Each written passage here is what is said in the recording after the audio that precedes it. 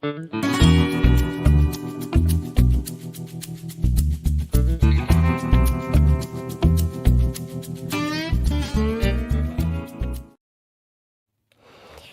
guys, it is Teri True Crime from True Crime and Wine Time.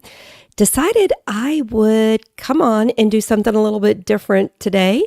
JT is not with me, so hopefully I can figure out all this technology stuff, but glad to be here. Been working on some updates from early cases that we covered on the podcast back when it was just me.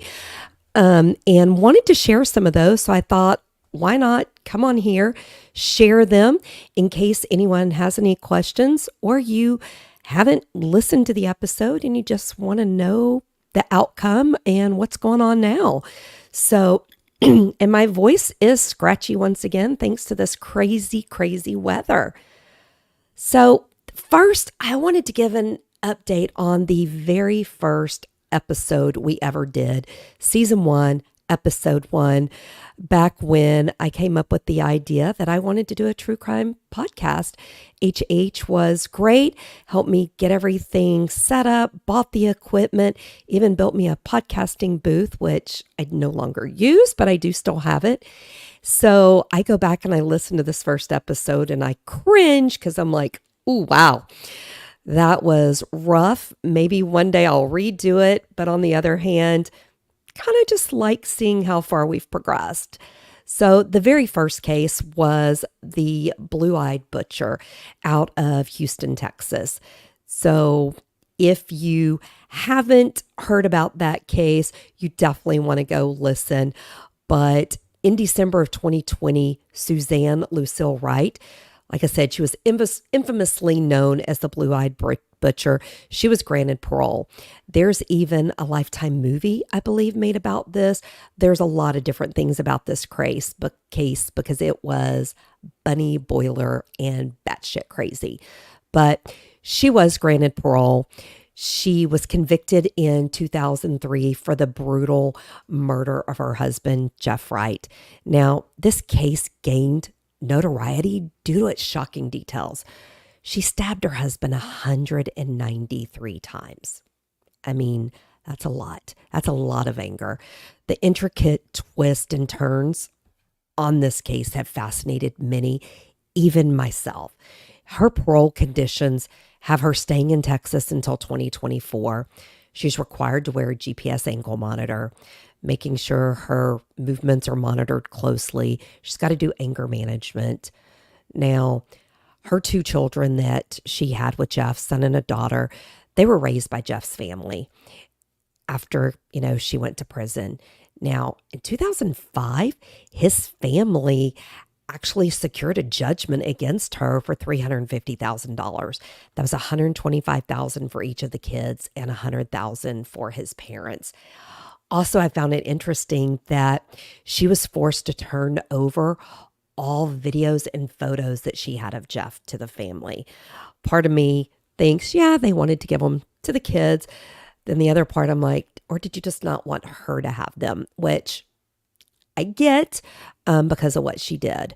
Now, I did come across an article that provided an update on the children. They're both now adults. And interesting enough, both have chosen to take their mother's maiden name and have distanced themselves from their father's family entirely. Now, despite what their mother did, they do have a relationship with their mother. But I can't help but wonder why the children distanced themselves from their father's family, especially since they raised them. I mean, it leads my brain to a lot of crazy places. There was history of domestic violence in this relationship. And Jeff did a lot of not great things. Not saying he deserved what he got, but I think there's a lot of trauma in that family. And I can't help but wonder about the kids and what they understand about what happened. So the entire case is undeniably tragic. Now, like I said, it doesn't excuse her actions. Some argue about whether or not she really was an abused spouse, which I think influenced her behavior. There was a lot of crazy things that went on in that marriage. Regardless, it is essential to recognize the complexity of domestic abuse situations.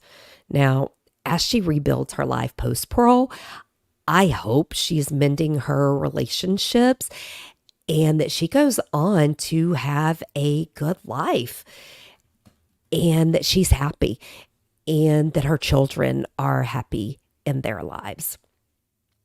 So if you haven't read anything about the case, one of the things that stands out in my mind to this day, and I'm not going to go in and call out the prosecutor, you can hear about it on the podcast.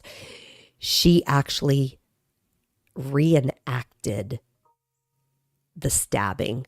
She literally had someone get up and she reenacted stabbing, this person 193 times, which to this day just leaves my mouth like, what in God's creation? I get that trials, you show these things, and I think it's more common now than it was back then, because it literally, and that was one of the reasons I wanted to cover it on the very first case, because it just shocked me in so many ways that was reenacted and that they brought the bed in to the courthouse. So interesting. Go listen to it. Go watch a movie. Just learn a little bit more about it. Susan, I hope you're doing well in life, and I hope your children are happy. Now, the next one I want to give an update on was also in Zephany. A lot of people have heard about this case, and I was very fortunate to be able to chat with Zephany, get some information, read her book, and to this day, she just amazes me with her strength. Now, her name is Zephany Nurse. Now, her story is so heartbreaking, but also inspiring. She was kidnapped as an infant, and she found out later on in life that the person she thought was her mom and the person she thought was her dad wasn't. She was abducted as an infant. Now, she recently faced an extraordinary twist in her life when the woman who abducted her was released last summer. Now, what I find amazing, despite that unimaginable ordeal and what Zephany went through in her life, she's shown incredible strength and resilience. And she did a recent interview with Eyewitness News, and Zephany revealed that she's maintained connection with Michael, the man she grew up believing was her father. And she remarkably has found it in her heart to forgive the woman who took her away from her biological family. Guys, I'm a forgiving person, and I don't know. That's just amazing to me. She also mentioned that she finally got the opportunity to talk with the woman who abducted her and asked why, tried to get some understanding and sense of closure. She also went on to say that she's not against having a relationship with her at some point in time.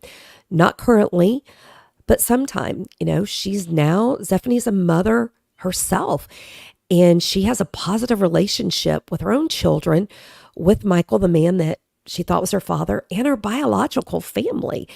And I think the ability to do that is amazing. Makes me think of so many families that get divorced and mom and dad can no longer come together and do what's best for the kids. Zephany's a woman who goes above and beyond that because she's doing what's best for her children and including them at what they can understand in her life. And that tells me that she truly is an amazing person to be able to do that. And it's a unique blend of connections that she does. And she's taken her painful past and turned it into a story about hope and forgiveness and kindness, which I think the world needs more of. So, Zephany, I continue to be awed and inspired by you, and so grateful that years ago we had that chance to connect and talk about your journey. And I continue to be amazed at everything you're doing. Your unwavering optimism and determination just astounds me. I like to think I'm a positive person. I like to think that I overcome any obstacle in my life. I've conquered a lot in my life, but this one just blows me away that you're still so humbled about it, and that you're still so kind, and that you have taken this and really gone above and beyond. Now, if you haven't heard about this, I'm going to tell you, go get her book, read her book. You will get a deeper insight into her extraordinary journey, and then go read the updates. There's some videos out there where some interviews she's done. It's truly a heartbreaking but heartwarming story. And once again, I am so grateful that we covered her case and had that opportunity to, chat with her and get to know her. So, like I said, I wanted to come on and give these updates. We are working on another special update about a case. I don't want to give away too many details because we are still securing final interviews and things like that on a case we covered. We had the opportunity to make a difference in someone's life because of an episode we did. And I am grateful that the individuals willing to talk to us about it and how it impacted their life. It was back also in our early days when it was just me doing the podcast, and someone reached out to me and we connected, and it truly gave me the first insight into not only did I love what I was doing, but that it could make an impact on someone's life, and it changed someone's life for the better. I often wonder with covering cases, are we bringing up more trauma for families? Are we educating people? Are we, are we providing information? I don't ever want to exploit someone's pain and trauma, especially my family has had trauma and has had to deal with a serious murder in our past, which is covered on an episode. I don't ever want to cause family pain. So when this individual reached out to us, I was very happy to talk with them, provide some things, and I'm real excited that we're going to be able to give an update on that case. That will be coming soon. So once again, like I said, I just wanted to pop on real quick. Never done this before. Reached out to JT and said, hey, are you okay with me doing this? And he was like, of course. Wanted to tell him, well, it won't be as good without JT, but wanted to share those updates on those two cases. I continue to monitor all of the cases that we've covered from the very beginning, and we'll go on and provide updates as they happen. Also, planning a live update that'll be during the day about the Chase Lackey case, working on that as well. So I hope everybody has a great day. Hope you enjoyed those updates. Definitely go learn more about the Blue-Eyed Butcher. Learn a little bit more about Zephany. Two totally different stories that we covered, two totally different endings, but I think they both do have some positive things that came out of them in the end. So I hope you all have a great week. And until next time, stay safe, watch out for crime, and enjoy your wine time.